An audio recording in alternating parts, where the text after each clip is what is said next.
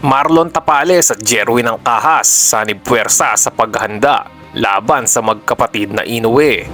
At Jorge Linares, tuluyan nang nagretiro. Pag-usapan natin lahat yan mga idol.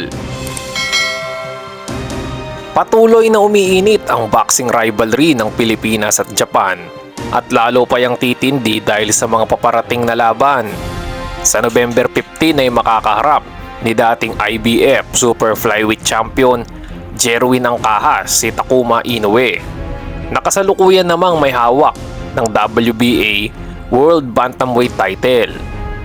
Sa December 26 naman, isang araw matapos ang Pasko, ay susubukan ni Marlon Tapales na maging undisputed Super Bantamweight Champion sa pagharap nito sa number 2 pound per pound at nag-iisang The Monster na si Naoya Inoue. Parehong sa Japan gagawin ang kanilang mga title fights kaya kailangan nilang paghandaan ng mabuti ang kanilang magiging mga laban. Mas maganda sana kung pareho nilang ma-knockout ang kanilang kalaban at hindi na mapaabot sa desisyon dahil alam naman natin na baka ma-hometown decision ng ating mga kababayan. Kasalukuyang magkasamang nag-e-ensayo sa Las Vegas ang dalawa na parehong under ng MP Promotions. Sa ngayon ay si Tapales lang ang world champion ng ating bansa at susubukan nga yang dagdagan ni Angkahas sakaling manalo kontra kay Takuma Inoue. Lalaban naman si Jonas Sultan sa undercard ng Angkahas at Inoue sa November 15 kung saan ay makakaharap niya si Riku Masuda ng Japan. May kasalukuyang kartada si Sultan na 19 wins, 6 defeats with 11 wins by way of knockout. Samantalang may record na 3 wins, 1 defeat with 3 knockouts naman si Masuda.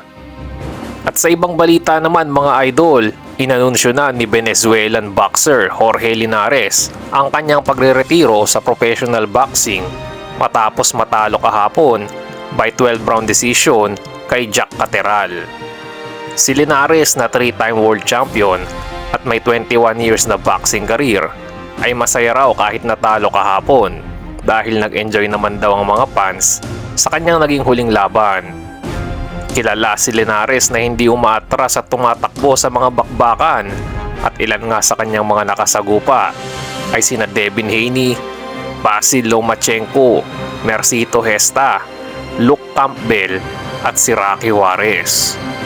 Nagtapos ang kartada ni Linares na may 47 wins, 9 defeats with 29 wins by way of knockout.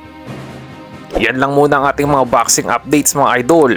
Kung nagustuhan nyo ang ating video ay huwag kalimutang mag-like, subscribe at pakipindot na rin po ng notification bell para lagi kang updated sa mga bago nating uploads. Maraming salamat po.